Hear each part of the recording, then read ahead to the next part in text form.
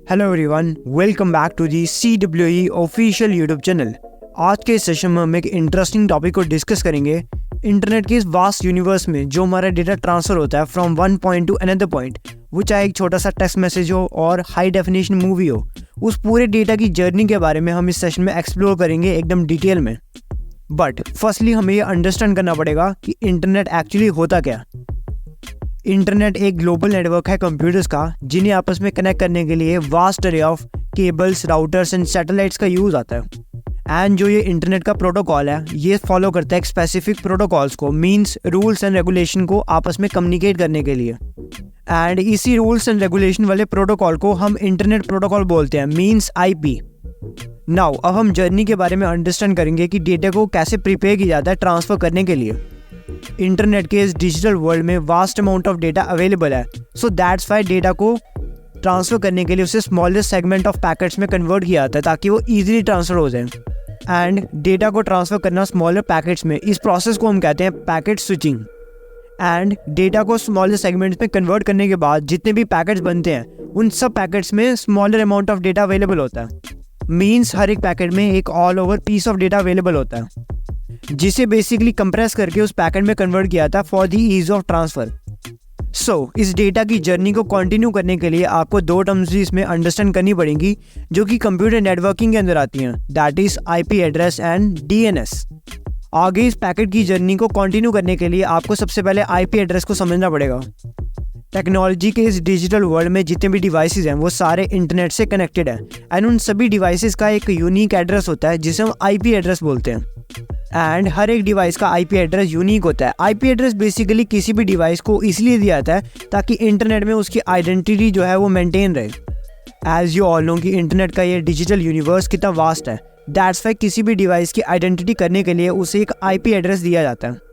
Whereas अगर हम DNS के बारे में बात करें, means domain name system, then DNS act करता है एज ए फोन बुक, जो कि बेसिकली ट्रांसफर करता है ह्यूमन फ्रेंडली डोमेन नेम्स को इनटू IP एड्रेस ताकि कंप्यूटर उसे इजीली अंडरस्टैंड कर सकें।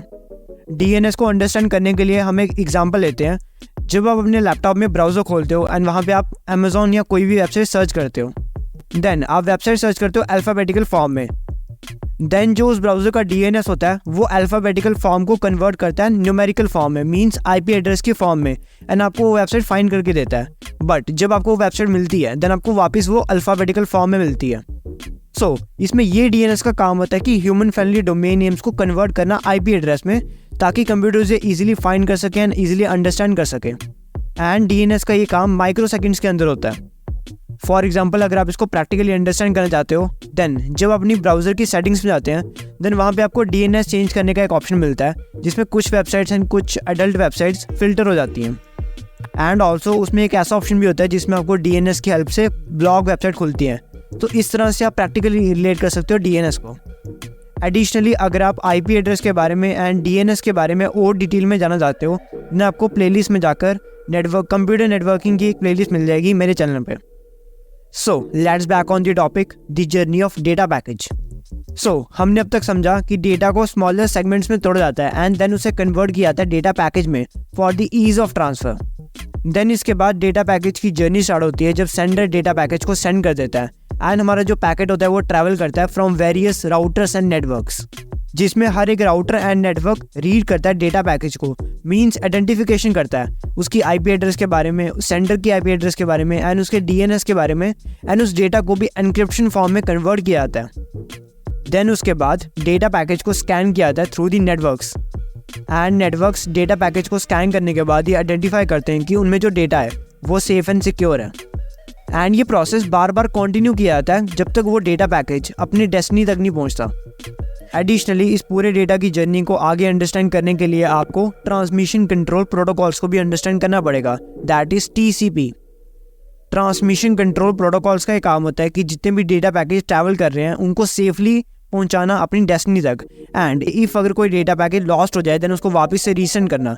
ये सभी काम होते हैं ट्रांसमिशन कंट्रोल प्रोटोकॉल के, जो कि वर्क करता है along side with IP। Basically TCP and IP ये साथ में ही काम करते हैं इस पूरे डेटा पैकेज की जर्नी में।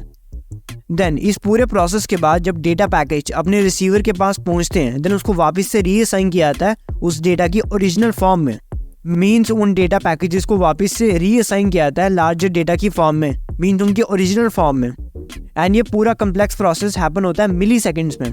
इसमें हमको विद इन सेकेंड रिजल्ट मिल जाते हैं और हमारा जो डेटा होता है वो विद इन सेकेंड्स ट्रांसफर हो जाता है।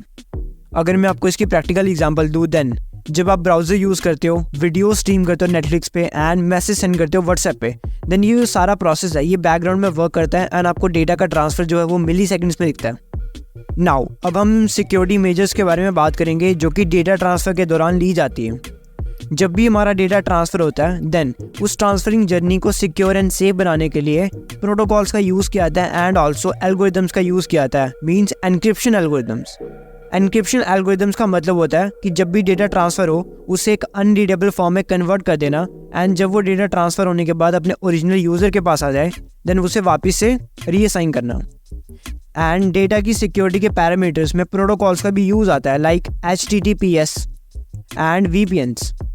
HTTPS एंड VPN हमारे डेटा में जो अनऑथराइज्ड एक्सेस होता है उसको नेक्स्ट टू इम्पॉसिबल बना देते हैं एंड दैट्स वाई जो इस डेटा की ट्रांसफरिंग जर्नी है वो एकदम सेफ एंड सिक्योर होती है।